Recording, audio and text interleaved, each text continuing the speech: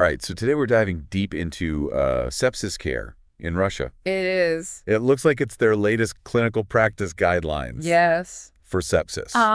So this is going to be a crash course on how Russian doctors are trained Okay. to deal with sepsis. Sounds good. One of the things that jumped out at me right away Yeah. was how they categorize different types of sepsis. Okay. They don't use the typical severe sepsis or septic shock you see in Western guidelines. Instead, they use codes like A40 Oh. for sepsis caused by a specific bacteria, Interesting. or A41.0 for sepsis caused by Staphylococcus aureus. Okay. It's almost like they're speaking a different language. Well, it might seem a little unusual at first, Yeah. but these codes probably align with the International Classification of Diseases, Oh, okay. the IP, which is used globally to standardize all health information. Okay. So the goal is to have a consistent way to track and compare sepsis cases Right. worldwide. That makes sense. Yeah. So diving a little deeper into the guidelines, I Right. found a whole section on calculating the qSOFA score, Right. which is the sequential organ failure assessment Yeah. to figure out how bad the sepsis is. Makes sense. They even have a table to walk doctors through it. Yeah, the qSOFA score is a globally recognized tool Okay. for assessing organ dysfunction, Okay. which is a key indicator of how severe the sepsis is. Right. And it looks at things like blood pressure, Yeah. liver function, kidney function, even mental status. Oh. So seeing it emphasized here suggests that Russian guidelines Yeah. are aiming for a level of care Uh-huh. that's in line with international standards. I see. Yeah. Now, they also talk about the qSOFA score, Oh, okay. which seems like a faster version of the assessment. Right. Are they emphasizing rapid evaluation? Absolutely. Okay. Early recognition and intervention are super important when it comes to sepsis. Yeah. Every hour can make a difference in whether a patient lives or dies. Wow. So a quick assessment tool like qSOFA can be incredibly valuable. Right. Yeah. Okay, and then they get really into the weeds about antibiotics. Okay. They talk about dosages, timings, different types of antibiotics. Right. They even list specific antibiotics for certain bacteria, Yeah. like ceftaroline for streptococcus, pneumonia, sepsis. Interesting. It's very detailed. Well, that level of detail shows how important targeted antibiotic therapy is. Okay. Different antibiotics work against different bacteria. Huh? And if you use the wrong one, it could be ineffective or even harmful. I see. So this meticulous approach suggests that Russian healthcare providers are trained to fight sepsis with very specific weapons. Right. Yeah. And they also talk a lot about source control. Oh. Right. Okay. Which, if I understand correctly, Yeah. means finding and treating whatever caused the infection in the first place. Exactly. It's Mhm. not enough to just manage the body's reaction to the infection. Mhm. You have to treat the root cause. Makes sense. Source control procedures can range from draining an abscess Right. to removing infected tissue. So it's pretty comprehensive. It is, yeah. Now, one more thing I noticed Yeah. before we move on Okay. is they talk about a scoring system called Apache 2. Oh, Apache 2. Yeah. That stands for Acute Physiology and Chronic Health Evaluation. Okay. It's another severity scoring system, Right. but it's used to predict mortality risk Okay. in critically ill patients. Gotcha. And it considers a wider range of physiological variables than SOFA. Interesting. So including it here points to a pretty comprehensive approach Okay. to risk stratification in Russian ICUs. So it seems like Russia's approach to sepsis Yeah, aligns pretty closely with global best practices. I would agree. They really emphasize rapid assessment, targeted antibiotics, Right, and addressing the source of the infection. absolutely. Yeah. And the use of standardized scoring systems I like it. and detailed treatment algorithms Right. suggests a really structured and systematic approach to managing sepsis. It's a very complex condition. It is. But one question that pops into my mind Yeah, is how do these guidelines actually affect patient outcomes? that's a great question. Luckily, Uh-huh. you've given me a few more sources that might help us answer that. Right? We have a report from 2011 Okay. that highlights the different types of sepsis in Russia, Interesting. and a paper that analyzes data from 2010 to 2017 Right. to see the trends in sepsis cases. Okay. This data could help us understand Yeah. how the guidelines are actually being used Right. and the impact they're having on patients. That's where the real detective work begins. Yeah. Yeah, comparing data from different sources can help us get a more complete picture Right. of sepsis in Russia. All right, let's do it. Okay, so let's start with that 2011 report. Okay. One thing it highlights Yeah. is that Streptococcus pneumonia and E. coli Right. were the most common causes of sepsis in Russia. Okay. Back then, at least, Mm-hmm. Streptococcus pneumonia was linked to a full 34% of cases, Wow. while E. coli was right behind it at 28.9%. That's interesting. Yeah. And the guidelines we were just looking at specifically mentioned ceftaroline for Streptococcus pneumonia sepsis. Oh, right. So it'd be interesting to see Yeah. if that's reflected in the treatment data. Absolutely. Okay. Finding a connection between the recommended antibiotics Right. and what doctors are actually using Yeah. would be a good sign that the guidelines are being followed. Makes sense. And it could also give us clues about how effective those treatments really are out in the real world. Okay. Now, this report also mentioned that the overall incidence of sepsis in Russia was actually pretty low compared to some other countries. Okay. In 2011, it was estimated to be just 1.8 cases per 1,000 people. Huh. But they did say that cases were increasing. Oh, interesting. Yeah, that's something to keep in mind. Okay. An upward trend in sepsis cases, Yeah. even with a relatively low incidence, Yeah. could mean a few things. Like what?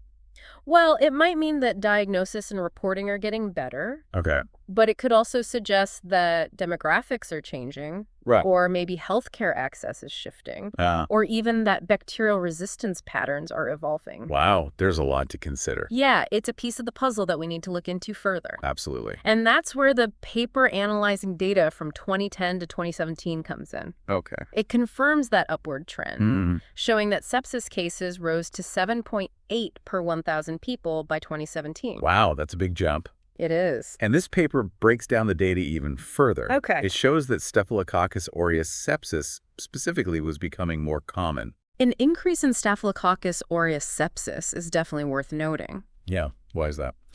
Well, it could indicate a rise in infections that people are getting in hospitals. Right. Or maybe it reflects the growing prevalence of antibiotic-resistant strains. Oh, like MRSA. Exactly. Okay. That's something we have to consider when Yeah. we're evaluating how effective these guidelines are. Yeah. Because treating antibiotic-resistant bacteria is Yeah. a whole different challenge. Makes sense. Now, the paper also compares the incidence of sepsis in Russia Okay. to other countries. All right. It cites a study that found the incidence of sepsis in Norway in 1999 to be way higher, How much higher? around 180 cases per 100,000 people. Wow. That's a huge difference It is. compared to Russia's 1.8 per 1,000 in 2011. Right. These comparisons are really important Right. for getting a broader perspective. The Yep. fact that Russia had such a lower reported incidence of sepsis during that time raises some important questions. Well, could it be because they were using different methods to collect data? Or are there other healthcare factors that are contributing to this difference? I see. It's a good reminder that we need to be careful about jumping to conclusions Right. and consider all the possibilities. Absolutely. Now, going back to the guidelines, I Yeah. thought it was interesting that they have a whole section on treating MRSA, Oh, right. which, as we just saw, was becoming more common in Russia. Uh-huh. They recommend using vancomycin and linezolid together, Okay. especially for tough cases of MRSA bacteremia. Interesting. So they're really targeting that specific bacteria. Yeah, it's an approach that reflects how complex it is to treat MRSA. Okay. Vancomycin has been the go-to drug for MRSA infections. Right. But resistance is a growing problem. Yeah. So combining it with linezolid, which works differently, can be really effective in fighting those tough bacteria. I see. And the guidelines don't stop at just listing the antibiotic. Oh, they go further. Oh, yeah. They get into the dosages, the timings, even potential side effects. Wow. It's a really thorough overview of how to manage these complicated cases. It sounds like they're really paying attention to the details. They are. And this seems to be a recurring theme in these guidelines. Yeah, remember how detailed they were about source control procedures? Right. It's like they're covering all their bases Exactly. to make sure healthcare providers have everything they need to fight sepsis. And it shows how seriously they're taking this threat. Yeah. They're not just giving general advice. They're getting into the specifics Okay. to ensure a consistent and hopefully effective approach Right. across the entire healthcare system. That's impressive. It is. Now, speaking of a comprehensive approach, Yeah. something else that stood out to me Okay. was their emphasis on goal-directed therapy. Oh, right. It seems like it involves using different monitoring techniques Uh-huh. to get a patient's blood pressure, Yeah. oxygen levels, And other vital signs, just right. Goal-directed therapy is essential for managing sepsis nowadays. Okay. By constantly monitoring and adjusting a patient's physiological parameters, you can really improve their chances of survival. Wow. It's a proactive approach that goes hand in hand with rapid assessment and early intervention. I see. Now, they're also big on prevention. Oh, that's great. Yeah, they go into detail about infection control measures in hospitals, as well as strategies for reducing the risk of sepsis in people who are especially vulnerable. It's like they're trying to stop sepsis before it even starts. Exactly. Prevention is key. So we've covered a lot of ground. We have. But I feel like we've only scratched the surface of this document. You're right. There's still so much more to unpack. Yeah. Like their recommendations on using corticosteroids and the role of blood transfusions. Right. Plus, we have that study about early mobilization. Oh, yeah, that one's interesting. And how it affects sepsis recovery. These Russian sepsis guidelines are incredibly thorough. They are. But remember, our deep dive Yeah. isn't just about understanding the guidelines themselves. Right. It's about understanding how they fit into the bigger picture Uh-huh. of sepsis care in Russia Okay. and how they actually impact patients in the real world.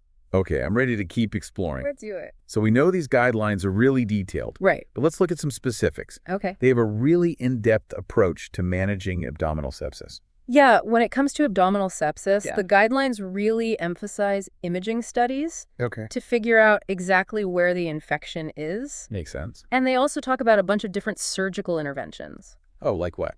like draining abscesses or even removing infected tissue. So they're not taking any chances. Not when it comes to abdominal sepsis. Now, what about other types of infection? Yeah. Like pneumonia. Right. We know that's another common cause of sepsis. They've got that covered too. Okay. For pneumonia-related sepsis, they recommend using a mix of antibiotics that target the most likely bacteria, along with things like oxygen therapy. And if a patient needs a ventilator, they really stress the importance of preventing ventilator-associated pneumonia. So it's all about minimizing risk for these patients. They're already vulnerable. Now, we've talked about surgery Yeah. as a key part of source control. Right. But how do the guidelines address surgical intervention specifically? They go way beyond just saying surgery might be needed. Oh, really? Oh, yeah. Okay. They discuss all sorts of procedures. Like what? From simple things like draining an abscess to more complex operations like taking out an infected organ or tissue. And they really drive home the importance of timing.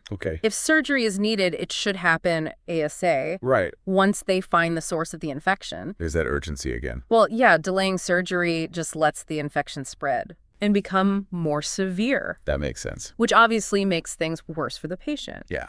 They also highlight the need for a team approach. Oh, interesting. With surgeons, infectious disease specialists, and critical care doctors all working together. To make the best decisions. Exactly. It's all about teamwork. It is. To give the patient the best possible chance. Right.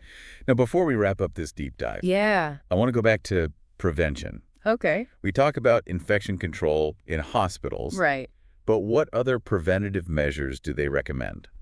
Well, vaccination is a big one. They specifically mention vaccinating against pneumococcus and influenza, which are common causes of pneumonia and sepsis. And it's not just about protecting individuals, it's about protecting the whole community. That makes sense.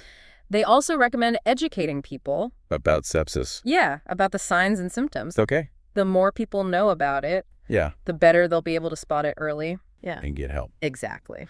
So after going through these guidelines, what are your overall thoughts? Well, I think it's clear that Russia is taking sepsis seriously. I agree. These guidelines show a really thorough and systematic approach to dealing with sepsis. Right. They emphasize all the key things. Like what? Rapid assessment, targeted antibiotics, source control, supportive care, even long-term recovery. They're really covering it all. They are. They're not avoiding the tough stuff. I think this deep dive has been really eye-opening. Me too. But it's also made me think of even more questions. Like what? Well, like, how are these guidelines actually being put into practice in different parts of Russia? Yeah. Especially in rural areas where it might be harder to get health care. That's a good question. And how do the outcomes for sepsis patients in Russia compare to other countries? With similar healthcare systems. That's what I'm wondering. Those are great questions. Yeah. And honestly, we don't have all the answers. That's okay. But that's the beauty of a deep dive like this. What do you mean? It's not about knowing everything. It's about being curious Right. and wanting to learn more. I like that. We've given you the tools and Yeah. insights to start your own investigation. Right. And it's up to you to keep digging. And keep asking questions. Exactly. Who knows? What? Maybe one day you'll be the one sharing your own deep dive. That would be great. Until then, stay curious. And stay informed. Thanks for joining us on The Deep Dive.